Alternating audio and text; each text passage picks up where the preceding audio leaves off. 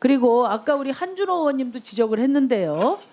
지금 이제 코레일 자회사 노동자들이 무임승차로 지금 100여 명 이상의 지금 수사를 받고 있지 않습니까? 그렇죠? 네. 그런데 지금 코레일 직원들은 무슨 근거로 무임승차가 가능합니까?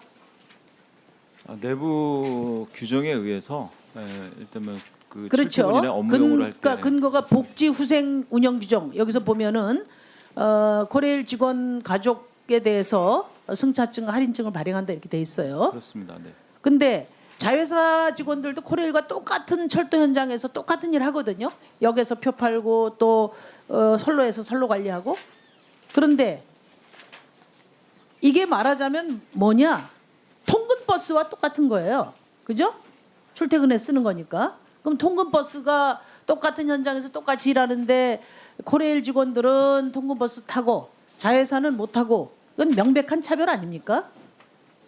근데 더더군다나 못하는 것도 지금 억울한데 자회사에 대해서는 수사를 받아야 돼요. 에? 자회사 직원들은 통근버스도 못 사고 못 타고 수사를 받아야 돼. 이게 도대체 말이 됩니까?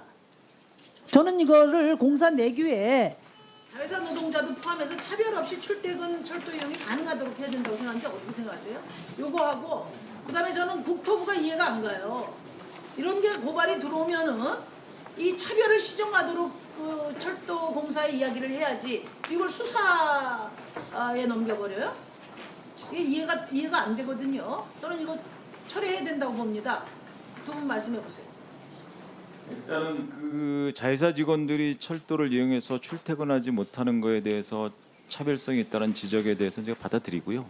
다만 이제 철도 공사 직원들은 계속해서 뭐 본인의 이용이나 가족의 이용, 그다음에 이 여러 가지 이용 혜택들에 대한 또 비난을 또 계속 받아왔습니다. 그래서 지금까지 혜택을 계속 줄여와서 또 계속 이 부분에 대한 여러 가지 비판이나 이런 게 있을 수 있는 문제가 있어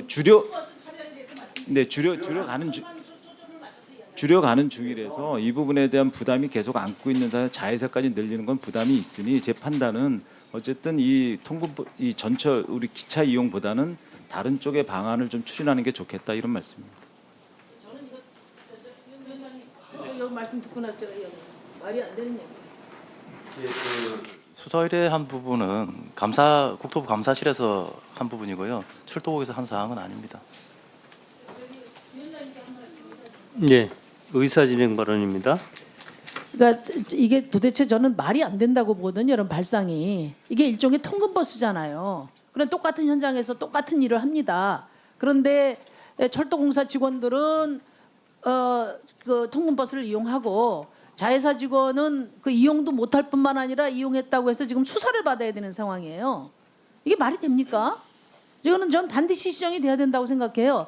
적은 임금 받고 자회사에서 근무하는 것도 어려운데 이렇게 차별받으면 안 되죠. 이건 차별을 시정하라고 지시가 돼야 되고 그다음에 뭐 재정 상태 이야기 가지고 핑계 댈 게 아니라 철도공사에서 이거는 동등한 대우를 하도록 그 복지 후생 규정을 바꾸도록 저희 위원회에서 의결을 해 주시기 바랍니다. 네, 이것도 여러 위원님들께서도 아마 동의하시리라 생각이 됩니다. 그래서 이 문제도 국정감사 보고서 채택할 때에 의견을 다 종합하도록 하겠습니다. 네, 심상정 위원님 수고하셨습니다. 다음은 김병욱 위원님 질의해 주십시오.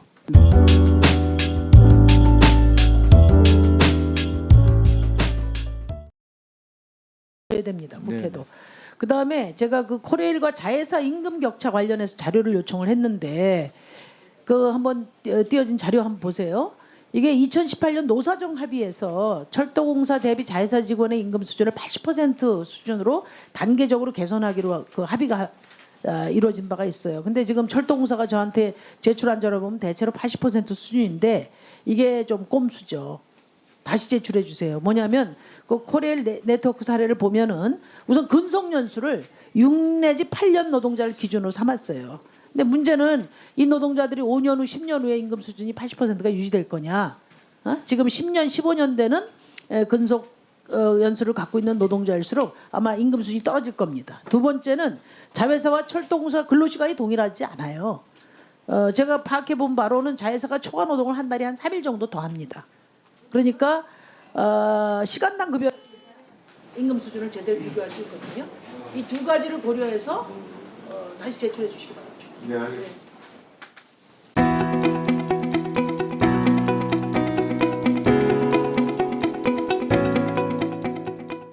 마지막으로 한 가지 그 국토부가 그 코레일 자회사 직원들을 경찰에 수사 의뢰했어요. 알고 계시죠? 예, 예. 이유가 KTX 등 열차에 무임 승차했다는 건데 이거는 말하자면 통근 열차거든요. 근데 코레일의 정직원들은 이용할 수 있고 같은 장소에서 같은 일하는 자회사 직원들은 그 탈 수 없는 데다가 그거 탔다고 지금 범인 취급을 받고 있단 말이죠. 이건 저는 차별.